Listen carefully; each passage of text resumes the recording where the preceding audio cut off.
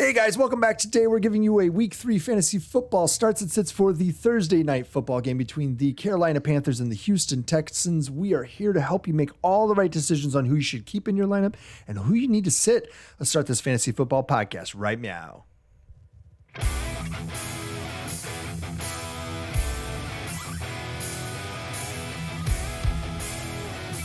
Hey everyone, welcome to the Fantasy Football Upside. I am Justin.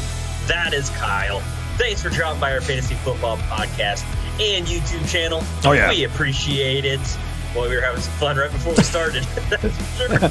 Yeah, not safe for TV, work, humanity. That's retained, sure. Yeah. But hey, everyone, today we are hitting you with the Thursday night football starts and sits. And this is between the Carolina Panthers and the Houston Texans. So ahead of the Thursday night's game, yesterday, we hit you all with our waiver wire ads for week 3. Oh, yeah. So when this drops, waivers have gone through. Definitely still check out the video and see who maybe slid through the waivers. See if you or who overreacted and dropped somebody. Yes. There it is. That's the winner. Yes. Right? Yes. Then you get to put in a claim on a guy who was freshly dropped, and, you got to make fun of your league mate for the whole year when he blows up for you. Right? Yes. I still make fun of Jared for dropping A.J. Brown his rookie year. Who was it who dropped Aaron Jones in our league? Me. Yeah. Everybody, this was before he went off. Oh, yeah. Well, it was Mike McCarthy was still the coach, so... I think I had CMC and Dalvin Cook that year. Oh, there you go. Yeah. Were they both hurt at that time? By the way. Oh, yeah. Okay. I won that year. Yeah. There you go. All right, so that little inside baseball you guys don't care about. Hey, make sure you click that like button down below because, we're a couple buffoons who talk about fantasy football and you don't want to hear about our league. And, if you have a question, feel free to drop it down below. Just, raise your hand and say... Little help. Little help now. That's right, so that we can give you some assistance. That's what we're here for. We want to make sure that you guys are ready to go on Sunday, so we are having another pregame Sunday live stream, and it's been doing pretty well, I think, actually. It's kind of fun, and we try to handle the questions that are thrown at us. I don't know, man, it was pretty fast. It's a lot of them fun, really man. Quick. Yeah, it's a lot of fun. But yeah, we are ready to go. Let's start talking about some Thursday night football start sits. Let's talk about it. Here we go. We've got the Carolina Panthers at the Houston Texans. Let's start off with Carolina. Here we go. Sam Darnold. He was QB 12 in week 2, guys. That's before Monday Night Football, obviously. And so I think that he's probably somewhere around 13 or 14, actually, in the official finish there. But he has been quietly reliable as a QB 2. So for Superflex or 2 QB leagues, he better be on somebody's roster. If he's not in those leagues, go and grab him up unless you've got somehow magically you have like Dak Prescott and Kyler Murray or, Aaron Rodgers and Kyler Murray or Lamar Jackson and Kyler Murray. You might be sensing a theme here. Anybody who has Kyler Murray is kind of got a cheat code going right now, guys. Yeah. So for me, Sam Darnold, he kind of gets the nod here because of Houston. They're not stopping anybody, right? They're just not going to. And the only thing I could see like harming him would be if the game gets so far out of hand that maybe he like puts 40 up on your opponent if you start Sam Darnold this week and then, gets nothing after the half because it's possible that they're going to put that kind of 40 burger up on him in the first half. Well, that means they got you there though. Yeah. Yeah. There you go. Yeah, but you want to get that triple digit score out of your QB in 1 week, right? Standard scoring. Okay, so Christian McCaffrey is a start your studs situation, right? We know this, but beware, he was banged up a little bit last week. It sounds like it was just cramping, but that's never a good sign with a guy who's historically had soft tissue injuries. We don't want to hear about soft tissue issues, right? So we're hopeful that that's not a real problem that's going to persist, but keep an eye on that. In case he somehow magically is a scratch, because it is a short week, do keep an eye on Chuba Hubbard. We think he is the guy who would step right into those carries. The value of those carries is questionable, but I think he was like a 5th or 6th round pick. So don't go betting the farm on Chuba Hubbard if you find him on your waiver wire. He should be on your waiver wire right now. The only people who should reasonably have him are on like 20 player rosters that start 10 where the guy has Christian McCaffrey and he wants to handcuff him.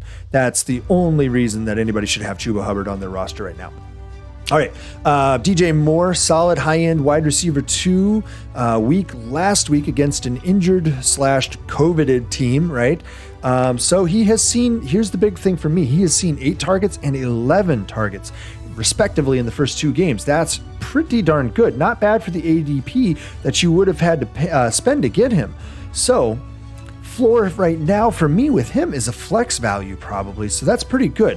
That does not mean put him in your flex, especially for Thursday night players. We want to keep those guys out of the flex spot because we need that flexibility in the flex spot later on Sundays when guys are healthy scratches at the last second that you were planning on playing or something weird happening, right? So DJ Moore for me is a start, but he presents a floor of flex value right now. Robbie Anderson, not seeing the targets that Moore is getting so far.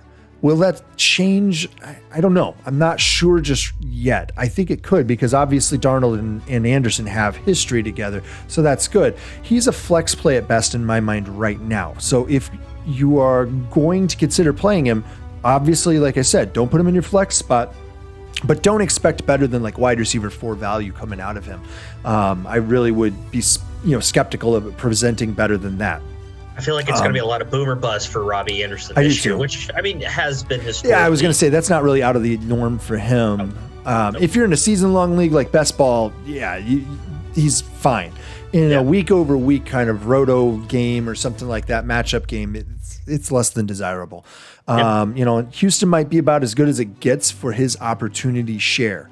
So this might be the opportunity to put him in the lineup or to sell high. If depending, and that's it. I don't have any other starts here. Terrace Marshall is not yet. He's getting some targets, but really not high enough value targets to be worthwhile. So not enough and not high enough value. Dan Arnold, we had a Dan Arnold mention actually in the waiver wires. We did not say to pick him up off the waiver wire though, but it came up, right? It came up. The legendary Dan Arnold. Yeah, the legendary Dan Arnold. Don't run out there and get him. Don't be that guy. So he is too tight end dependent, and there are other guys at the tight end position who should be on the waiver wire who are also touchdown dependent tight ends, but they're probably a lot less touchdown dependent than he is even. Right. So I would just back away from the tight ends right now in Carolina and just move on. Or just back away from pretty much all tight ends right now. Yeah, pretty much. My goodness. It's rough. Yeah, it is. Well, like we said though, Jack Doyle going into the Monday night game was tight end 6 and he had 64 yards. That was his scoring. So, yep. All right, yeah, speaking of rough, the Houston Texans, everybody. Yeah. Have they taken that mantle over? I think they have this year. I think they have. I mean, is Adam Gase I was going to say they can't be the worst because neither Adam Gase nor Bill O'Brien are there. So I'll give them the benefit of the doubt right now. But and Tyrod Taylor is out, but not by way of needle. Right. So right. Well, I don't know if you saw, but I had a little bit of a sneezing fit right whenever you were talking, and I swear it's not because I've been hanging out with Adam Gase and seeing stuff. So I'm not doing one of these little guys. But Tyrod Taylor is out for a few weeks. It looks like I believe they are going to put him on the IR. So come on down, Davis Mills. I believe he was a rookie out of Stanford. He was a 3rd or 4th round pick, and he looked okay coming in last week in relief. But it's not something that's going to be on anybody's fantasy radar right now, and it's Houston Texans anyway. So those starts there. The running backs, man, you get David Johnson, Phillip Lindsay, Mark Ingram. You can't count on any of them, really.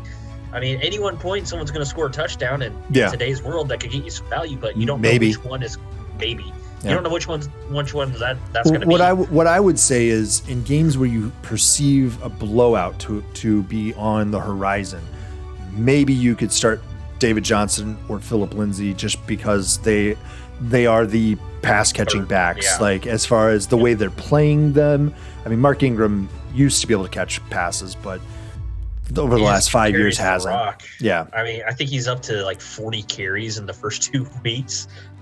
That's going to be tough. That's not going to hold on much longer. But, there is that, I keep bashing. There is actually one start that I still feel confident. That's Brandon Cooks, because he's played with, Rico Like, he's done it all. He can play with any quarterback. You know, even with Davis Mills as quarterback, it's hard to bet against his production.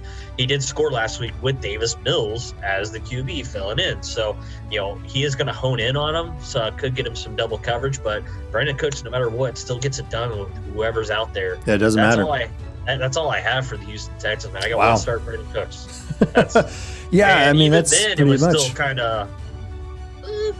I think against Carolina you could start him. I think that's not a problem.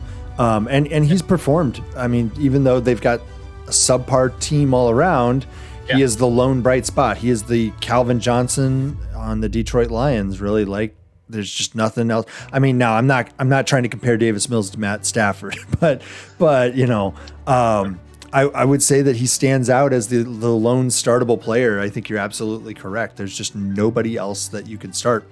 So. Right. Yeah.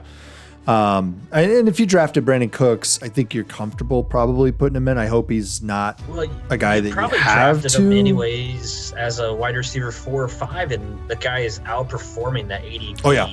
Yeah, I mean, he's probably like a wide receiver 1. I haven't looked at the overalls just right now, but I would imagine that for the I mean, he's put up 2 solid weeks. Yeah. He's got to be. He's got to be up near there. Now, there's been some blow up performances so far this year already out of a few different guys. So I would say probably like second half of wide receiver 1 territory or the top half of wide receiver 2 territory. So that's still better than what you paid in the ADP department. He's wide receiver 11 right now in state scoring. Pretty good guess. Look at you. Yeah, pretty good guess. Pretty good guess. Would you look at that? Look at the big brain. There we go. All right, good guess. All right, guys. So that's going to do it for the Thursday night starts and sits. Hopefully that was both informative and enjoyable, right? Yes, both. We look to entertain while also being informative and educational. Yeah. So, hey, feel free to hit that subscribe button down below as well as the bell. That way you're notified when we go live on Sunday and we can answer all your questions about starts and sits. You know, do I start this wide receiver or this running back? Because we don't necessarily address those sorts of questions in that manner during our starts and sit episodes when we break down every single game, which is coming up shortly later this week. So make sure you are subscribed so you catch that one as well. We'll talk to you later, guys. Bye. See you.